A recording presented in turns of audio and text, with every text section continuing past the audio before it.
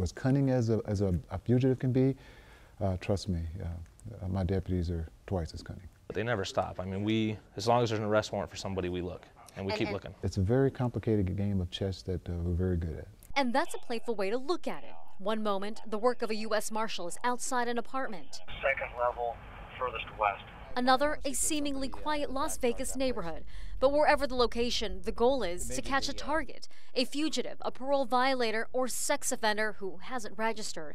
And the chase begins here at their office inside the federal courthouse in downtown Las Vegas. We'll see where he's been arrested before, who he's been arrested with, track down those old leads, and try to get this guy scooped up. With this information given to them from other cities, the deputy marshals take off to find their target. On this day, they're using an undercover van for surveillance. Then they'll wait and watch. You got to be able to be willing to sit for days on end on an address, hoping it's going to pan out. No, that's not our guy. No luck on this day, but on another, they think they have their man. We know his background, we know his potential, we know he has guns, we know he has gang ties. This time, we're with Deputy U.S. Marshal John Kozacek, JK. He knows he's going federal time. And his partner, Metro Detective Brandon LeBlanc.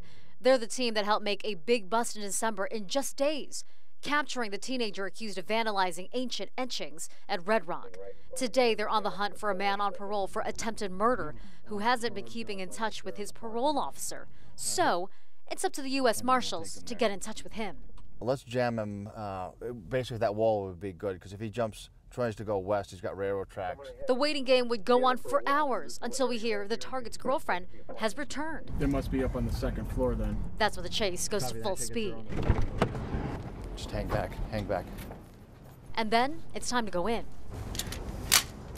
JK and Brendan, the two marshals we've been driving around with, they just went upstairs to get in touch with their target. You can kind of understand why they asked us to stay back. What are we expecting? Perhaps an arrest, again, of this attempted murder suspect that at this point has broken his probation. But they only find the target's girlfriend. But she's saying he hasn't been here in months, is what she's saying. The following day, they're on to another man. This one, wanted out of Pennsylvania and believed to be living here with this woman. The reason we stopped you is I'm working on a fugitive that's wanted from out of town. And our information is putting it that he's staying at that house that you just came from.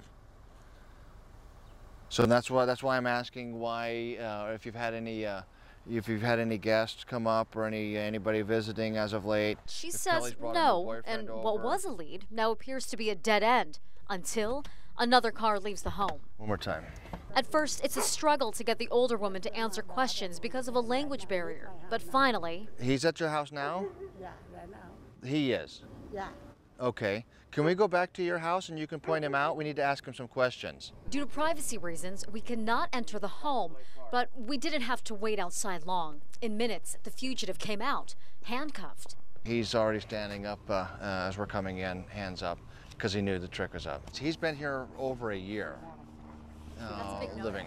It's huge. He's a convicted sex offender. He's not registered. And now he's paying the consequences of being on the run. But even as the marshals sent fugitives like him to jail, they also try to send them on the right track. Here's an opportunity to turn your life around, get this stuff taken care of. First step, he goes back to Pennsylvania to answer for his charges. And I'll crack the windows for you here in a second. For the marshals. Just another day at the office? Another day done. In a typical year, the U.S. Marshal Service arrests twice as many fugitives as other federal law enforcement agencies combined. Really amazing stuff. Now, there are 47 U.S. Marshals in Nevada. Last year, they arrested 960 fugitives, 23 wanted for homicides. For Crime Tracker 3, I'm Marie Mortera.